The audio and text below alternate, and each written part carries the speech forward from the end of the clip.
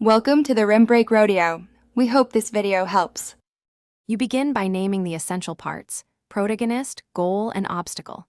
Explain why each matters. Goals create drive, obstacles create tension.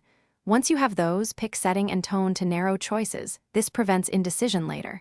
Make sure to state the stakes clearly: low, medium, and catastrophic. Do this now because a tight foundation speeds plotting and keeps subplots honest. Short task: write one sentence for each key element, then pause and test if they spark curiosity. Once the foundation is set, map the middle: 3 turning points around 1/4, 1/2, and 3/4 through the story. You do this to create momentum and shape escalation. Next, layer complications that force the protagonist to change strategies. Each complication should reveal character and raise stakes. Make sure a secret or reversal lands near the midpoint. Also, tie subplots to themes so moments echo. This keeps the reader invested and makes the climax feel earned.